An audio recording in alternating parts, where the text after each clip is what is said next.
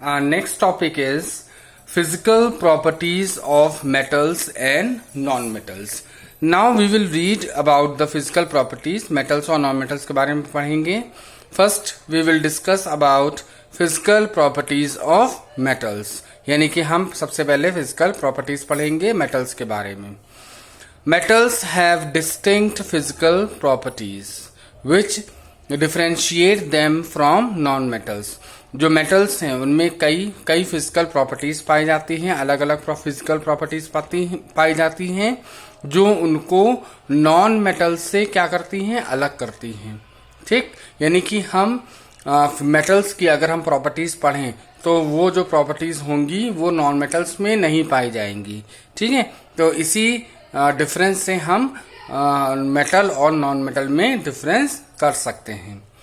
In your previous classes you have studied that appearance, strength, state of matter, density, conductivity, etc.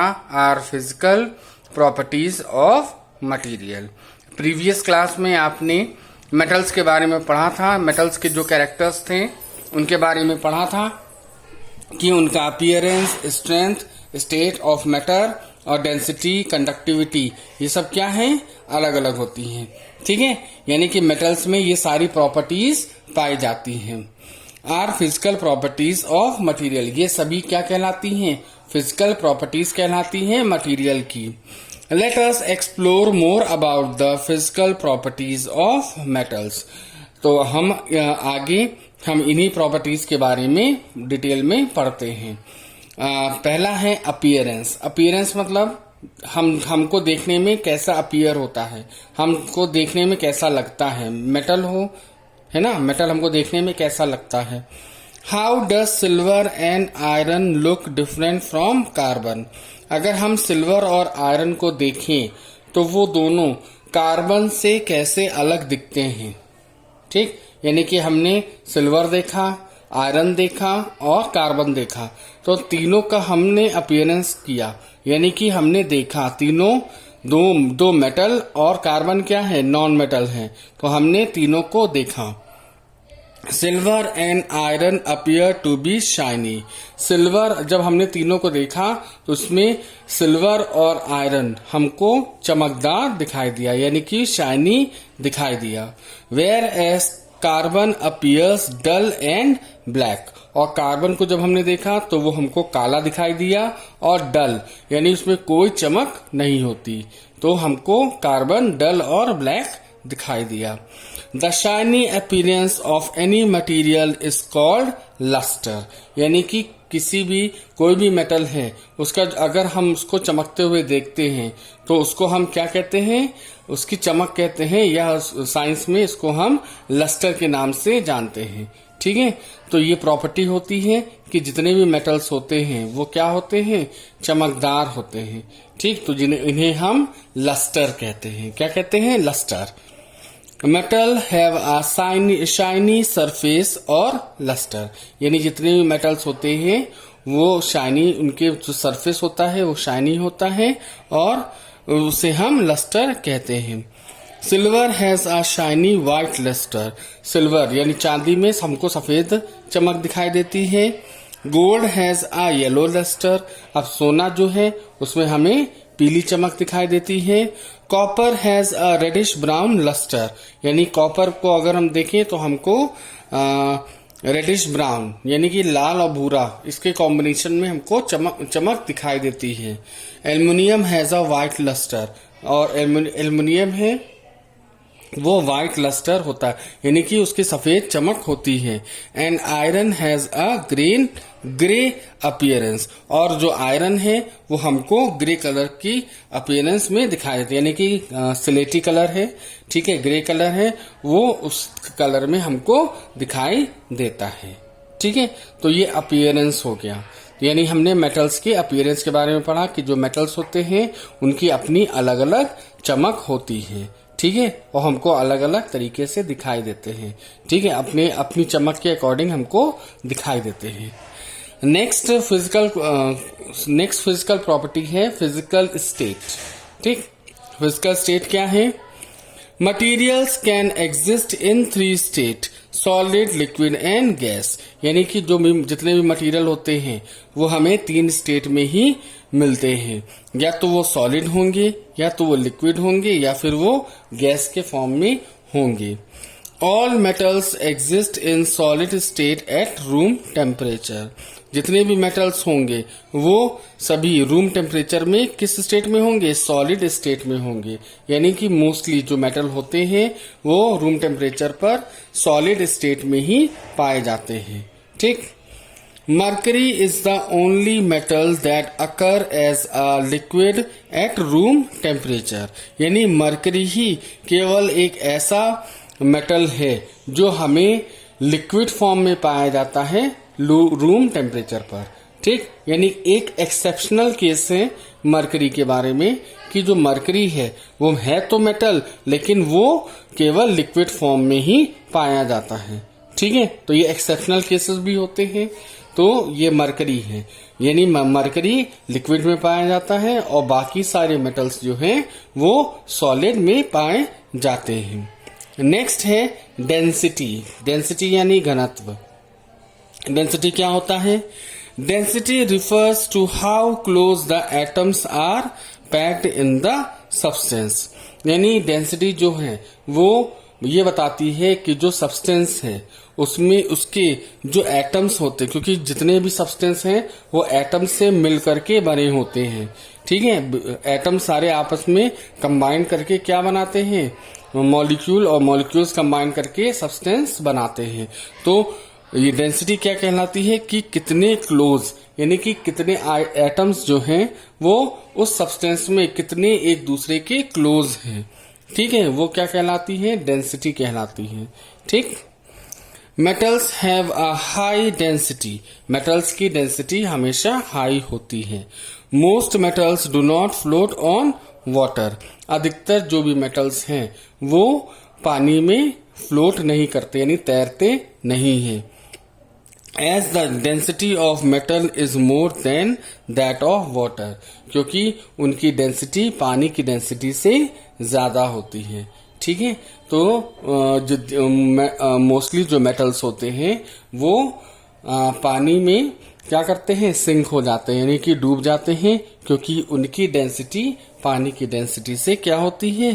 कम होती है, वो ज्यादा होती है। ठीक है, ज्यादा होने की वजह से जो मेटल्स हैं वो पानी में डूब जाते हैं। ठीक है, अब आपके दिमाग में क्वेश्चन आ रहा होगा कि सर वो पानी के जहाज तो लोहे के बने होते हैं, वो पानी में समुद्र में तैरते हैं, तो उसमें भी बेटा एक यही डेंसिटी लगती है कि जो लोहे के जहाज हैं जो बनते हैं, ठीक है, वो पानी में तैरते हैं। तो हमने आपसे कहा डेंसिटी, तो अगर जहाज की डेंसिटी ज्यादा है और पानी की कम है तो जहाज डूब जाएगा। लेकिन जब तैरता तभी है, कोई मेटल अगर तैरता तभी है जब पानी की डेंसिटी ज्यादा होती है और मेटल की डेंसिटी कम होती है।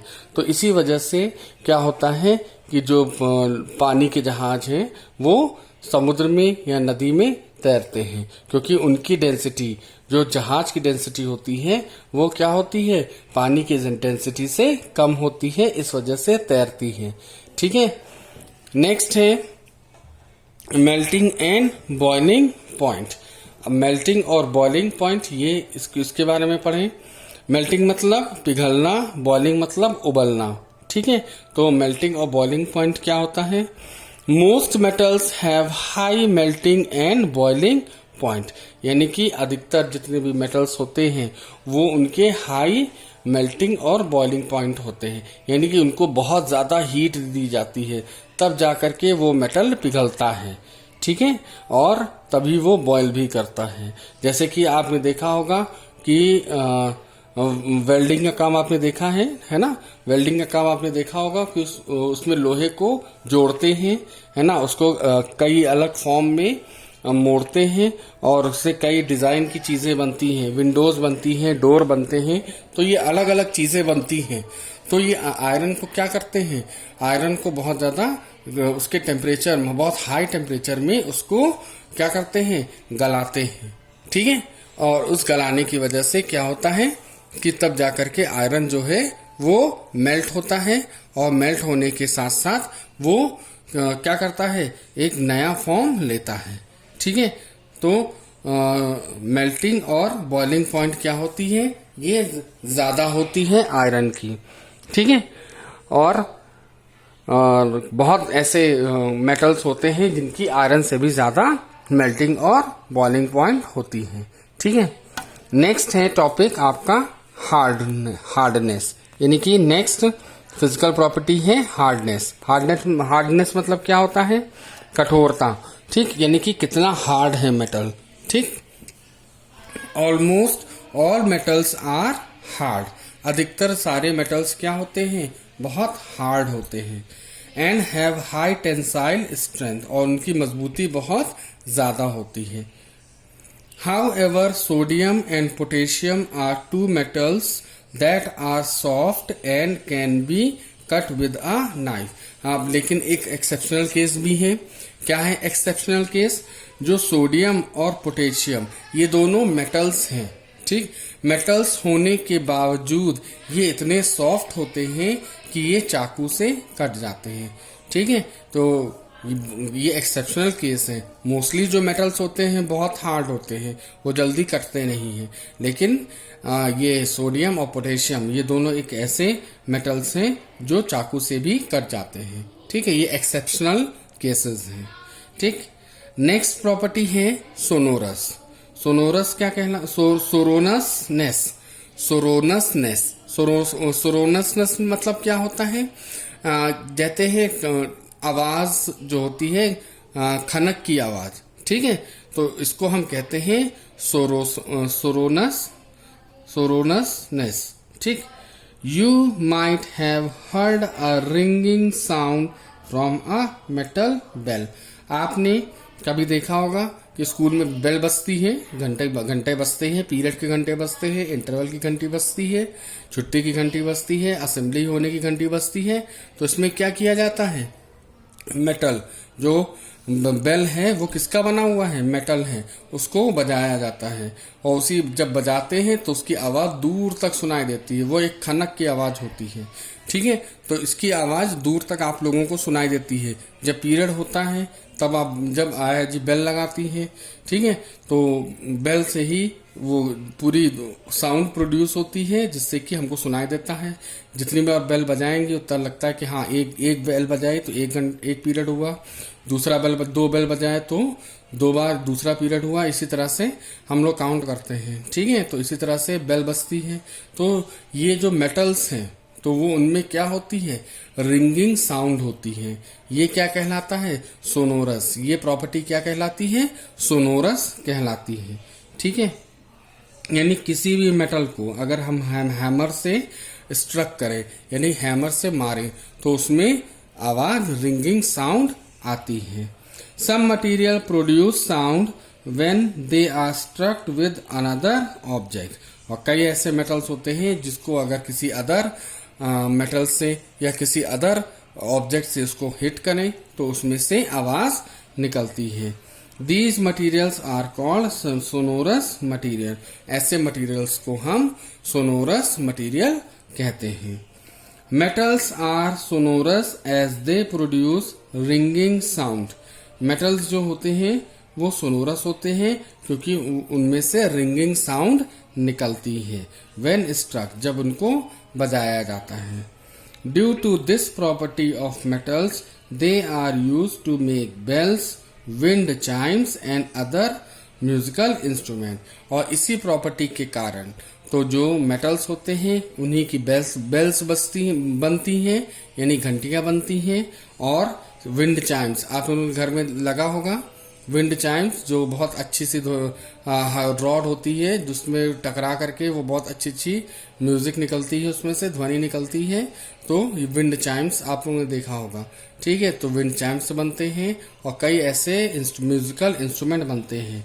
ठीक है, इसलिए म्यूजिकल इंस्ट्रूमेंट बनते हैं क्योंकि उनसे कई तरह की धुन निकलती है। तो मेटल्स के भी इंस्ट्रूमेंट बनते हैं। ठीक है, नेक्स्ट प्रॉपर्टी है लस्टर। लस्टर जैसे कि हम बता चुके हैं, चमक होना, यानी चमकीलापन, यानी कि शाइनिंग। ठीक। Most metals possesses a shine. अधिकतर जो मेटल्स होते हैं वो शाइन करते हैं। Metals such as gold, silver, aluminium, mercury and copper are lustrous. अधिकतर जो गोल्ड है, सिल्वर है, एल्यूमिनियम है, मरकरी है और कॉपर है, ये सब क्या है? लस्ट्रस मटेरियल है, यानी कि ये चमकीले मटेरियल हैं। ये इनकी अपनी चमक होती है, ये देखने में चमकीले होते हैं। ठीक है, इसलिए इनको हम लस्ट्रस मटेरियल कहते हैं। नेक्स्ट प्रॉपर्टी आती है जिसे हम कहते हैं मैलिएबिलिटी। मैलिएबिलिटी क्या होती है? You might have seen a black Smith beating iron और एल्यूमिनियम टू मेक शीट्स। आपने देखा होगा ब्लैक स्मिथ को। ब्लैक स्मिथ मतलब लोहार, जो लोहे से चीजें बनाता है उसको हम क्या कहते हैं? लोहार कहते हैं। तो आपने ब्लैक स्मिथ को देखा होगा कि वो लोहे को या एल्युमिनियम को पीट पीट के किस में कन्वर्ट करता है? शीट्स में। यानी कि जो शीट होती है वो लोहे की भी बनती है, एल्युमिनियम की भी बनती है और कई ऐसे अदर मटेरियल्स जो होते हैं उनकी भी शीट्स बनती हैं। तो this property by which metals can be beaten into sheets is called malleability. यानी कि किसी भी मेटल को हम पीट के किस में कन्वर्ट कर दें? शीट में कन्वर्ट कर दें। तो ये प्रॉपर्टी क्या कहलाती है? मैलिएबिलिटी कहलाती है। ठीक। Iron, silver, aluminium, tin, copper etcetera are commonly used metals which are made into sheets. यानी कि अधिकतर जो शीट्स हमने देखा है, आयरन की देखी हैं, सिल्वर की शीट्स बनती हैं, एल्युमिनियम की बनती हैं, टिन की बनती हैं, कॉपर की बनती हैं और कई ऐसे मटेरियल होते हैं, कई ऐसे मेटल्स होते हैं जिनकी शीट्स बनाई जाती हैं। ठीक है। As material are malleable, they are used to make foils, sheets and utensils। चूंकि जो मेटल्स होते हैं वो malleable होते हैं, इसलिए उनसे कई तरह के फॉइल्स बनते हैं। जैसे आपने देखा ना, एल्युमिनियम फॉइल्स बनते हैं, एल्युमिनियम फॉइल हो गया, एल्युमिनियम की शीट्स भी आती हैं। ठीक है। और यूटेंसिल्स भी बनते हैं। ठीक। तो उनको पहले शीट्स में कन्वर्ट करते हैं, फिर शीट से यूटेंसिल्स या फॉइल या शीट्स बनाए जाते हैं। ठीक है। तो ये प्रॉपर्टी है मैलिएबिलिटी, यानी कि किसी भी मेटल को बीट करके उसको खूब बीट करके उसको शीट्स में कन्वर्ट करने का जो ये गुण है, ये प्रॉपर्टी है, क्या कहलाती है? मैलिएबिलिटी कहलाती है। ठीक। नेक्स्ट है डक्टिलिटी। DUCTILITY। डक्टिलिटी क्या कहलाती है? The property bye virtue of which metals can be drawn into wires and various other shapes is called ductility। यानी कि जो ये प्रॉपर्टी कहलाती है कि जिसमें मेटल्स को हम किस में कन्वर्ट करते हैं? या वायर्स में कन्वर्ट करें या किसी अदर शेप में कन्वर्ट करें, उसको हम, ये प्रॉपर्टी कहलाती है डक्टिलिटी। यानी किसी मेटल को हम लोग किस में कन्वर्ट कर दें? वायर में। तार, ठीक, आपने तार देखे होंगे, लोहे के तार देखे होंगे, कॉपर के तार देखे होंगे, ठीक है, एल्युमिनियम के तार देखे होंगे। तो ये जो मेटल्स जो होते हैं उनको हम लोग किस में कन्वर्ट कर देते हैं? वायर्स में कन्वर्ट कर देते हैं। तो ये प्रॉपर्टी क्या कहलाती है? डक्टिलिटी कहलाती है। ठीक है। Metals such as gold and silver are used to make ornaments. Copper is used to make wires. जैसे कि गोल्ड और सिल्वर के हम देखते हैं कई ऑर्नामेंट्स हैं जो आपके घर में लेडीज और जेंट्स भी पहनते हैं, तो वो सोने और चांदी के बने होते हैं। ठीक है। तो क्या किया जाता है, उनके तार बनाए जाते हैं, उन तारों की सहायता से ऑर्नामेंट्स भी बनाए जाते हैं। ठीक है। और कॉपर के आपने वायर्स देखे होंगे, घर में इलेक्ट्रिसिटी का वर्क आपने देखा है, कॉपर वायरिंग होती है। ठीक है। जितने भी बिजली के तार हैं सब कॉपर के बने होते हैं। कॉपर के क्यों बने होते हैं? क्योंकि कॉपर सस्ता है, चीप है, ठीक है, इजीली अवेलेबल है, इसलिए हम लोग कॉपर के वायर्स बनाते हैं और गुड कंडक्टर ऑफ इलेक्ट्रिसिटी भी हैं, ठीक है।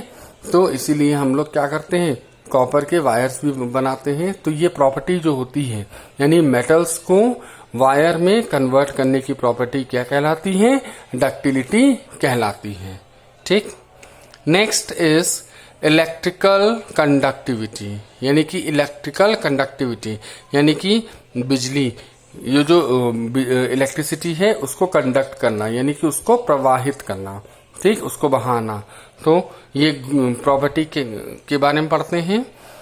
Metals are good conductor of electricity, जितने भी मेटल्स होते हैं वो क्या करते हैं, इलेक्ट्रिसिटी के गुड कंडक्टर्स होते हैं, यानी कि उन मेटल्स में क्या होता है, जो इलेक्ट्रिसिटी है वो ट्रांसफर हो जाती है, ठीक है, एक जगह से दूसरी जगह तक आराम से आसानी से ट्रांसफर हो जाती है। तो ये प्रॉपर्टी क्या कहलाती है, इलेक्ट्रिकल कंडक्टिविटी कहलाती है।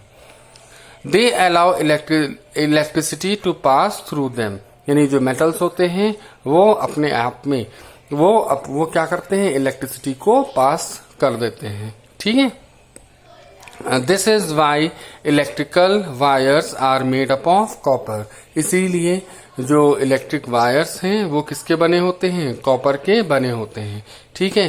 क्यों कॉपर के बने होते हैं, क्योंकि वो इलेक्ट्रिसिटी को पास कर देते हैं, ठीक है। नेक्स्ट आता है थर्मल कंडक्टिविटी। थर्मल कंडक्टिविटी क्या कहलाती है, metals are good conductors of heat. अब मेटल्स जो होते हैं वो हीट को भी अच्छी तरीके से कंडक्ट कर देते हैं, ठीक है, यानी कि हीट को भी पास करने में सहायक होते हैं। They allow heat to pass through them, वो हीट को भी क्या करते हैं, अपने में से गुजरने देते हैं, यानी आसानी से हीट जो है वो गुजरती है। आपने देखा होगा घर पे मम्मी खाना बनाती हैं आप लोगों की, तो जो चिमटा वगैरह यूज करती हैं रोटी सेकने के लिए, तो वो जब आग में जाता है तो धीरे धीरे पूरा चिमटा क्या होता है, गर्म होने लगता है, यानी कि उसमें हीट क्या हो रही है, ट्रांसफर हो रही है, ठीक है। तो इसी तरह से जो मेटल्स होते हैं वो हीट को आसानी से ट्रांसफर कर देते हैं, ठीक। For this reason metals are very hot to touch if heated and cold to touch if cooled. और इसी तरह से अगर मेटल्स को आप गर्मी देंगे तो वो क्या हो जाएंगे, बहुत जल्दी गर्म हो जाएंगे। अगर आप ठंडक देंगे, उसको कूल करेंगे, तो वो पूरा मेटल क्या हो जाएगा, बहुत जल्दी ठंडा हो जाएगा, ठीक है। दोनों चीजें हैं, वो जो मेटल्स होते हैं वो गर्म भी हो जाते हैं और ठंडे भी हो जाते हैं। तो आप चाहे उनको गर्म टेम्परेचर दीजिए चाहे ठंडा टेम्परेचर दीजिए, तो दोनों ही गुण जो हैं वो मेटल्स में पाए जाते हैं। Metals are preferred to make cooking utensils as they are excellent conductors of heat.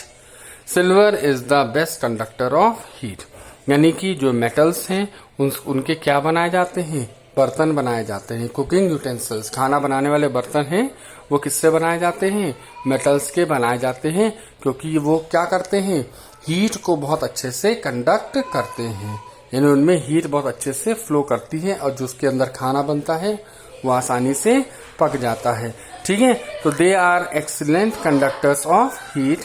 Silver is the best conductor of heat, यानी सिल्वर जो है वो सारे मेटल्स में सबसे अच्छा बेस्ट कंडक्टर है हीट का, ठीक है। तो ये हमने सारे आपको फिजिकल प्रॉपर्टीज बताई हैं मेटल्स की, अंडरस्टूड।